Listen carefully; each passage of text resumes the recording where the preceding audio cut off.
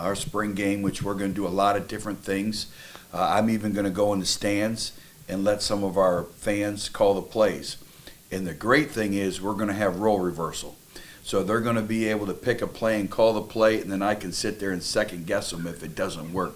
So we're looking forward to that. And then we'll have the autograph session at the conclusion of the spring game with all the posters. So I thought last year that worked really well, and I know our players and everyone's looking forward to Saturday. Speaking of the spring game, have you, like, in terms of what's the plan there, like divvying up the rosters in terms of like length of quarters, things like that? Well, because of right now the individuals that are involved in spring football, we're going to make it more of an event. And what do I mean by that? There's going to be a lot of individual competitions that I think our fans are really going to like. So we'll do some wide receiver, DB, one-on-one competitions. We'll do some offensive line, defensive line competitions where it's only them on the field. We're even going to have a quarterback challenge. And then we'll do some different things from game situations with a scrimmage.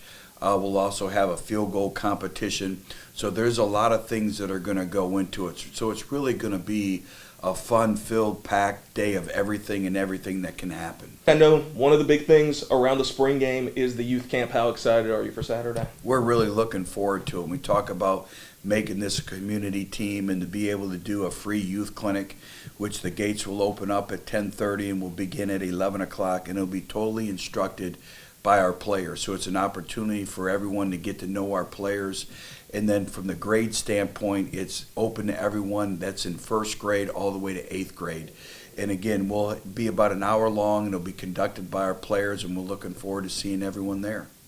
You know, now just obviously it's a whole lot you guys are juggling this week with spring ball and the portal window opening up, everything like that. You know, what are some positions in need that you guys are looking to attack there? Well, that's exactly right. I think right now when you go through a full off season, your deficiencies kind of become glaring. So what we have to do is, finish strong first of all with spring football, and then look to go into the portal. And it's a balancing act because we're going to be hitting the road with high school recruiting. That's why Pack Day is so big for us as well, because we have over 200 RSVP registered guests that are high-profile recruits that are coming in. They're really judging kind of the community support, our program, the culture, everything that surrounds us that day.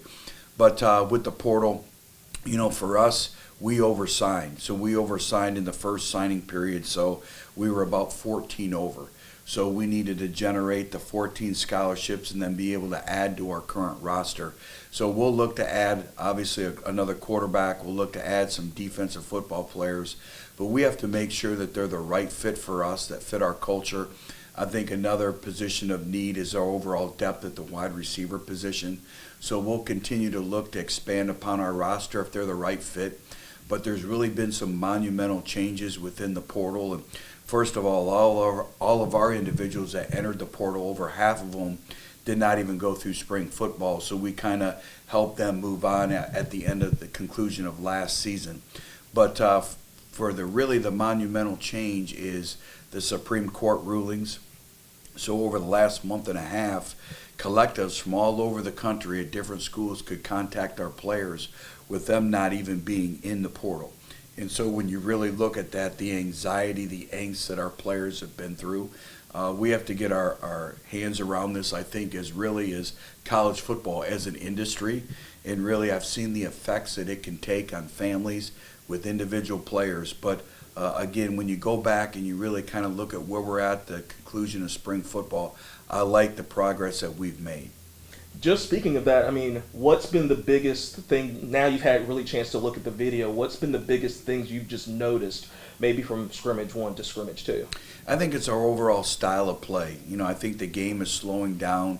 When you look at the spring roster, over half of our players have never been through a spring football year. So I think it's understanding the expectations of the fundamentals, the get off, the stance, the hand placement. We've really put a premium on body placement, whether it's blocking or tackling, and then just our overall effort. So I think we made a monumental jump from scrimmage 1 to scrimmage 2. We started to see the things finally come to life, and we started to see the fundamentals and the details kind of reveal itself. So I think that's been the biggest thing. It's just our overall style of play, the fundamentals, the details, the hand placement, the eye discipline, the body position. How are you feeling about the position battles, special teams now, kicker and punter and everything like that? Well, it's a great opportunity. It's a great opportunity for the three kickers in our program to compete, and they've worked really hard. A number of them have been in our program for over 2 years, so now it's an opportunity. What I sense is a renewed energy. Kind of, sometimes you can kind of become complacent a little bit because you know what's ahead of you. But now, when you know you have an opportunity to compete, to really be the starter, and we've done a lot of things of generating competitions within practice really all spring long. And then the punter situation is a situation that we'll continue to evaluate. If we can add someone in the portal to make us better, we'll continue to do that as well. Just how exciting has it been? Like kind of circling back to Pack Day. Just what has just been the feedback now for Pack Day compared to when you first got here and you were trying to like craft everything, kind of build everything? I think it's become a community event. I think it's an event now that, everyone within the Jonesboro community, Northeast Arkansas, and really around the state put on their calendar. So we're excited. I thought last year we really took the evolution of that, making it an event. When you look at all the different sports that, are competing that day, when you look at the tailgating that we had, all those things, I thought we took that to another level, and we're looking to continue to grow and expand upon it where it does. It does become a Jonesboro event. Everybody puts it on its calendar, and you come out for a couple hours. I think the other thing is we're investing in the youth of our community. When you look at the different tailgating things that we have, the free youth clinic, you make it where you come out, and it's great for the family.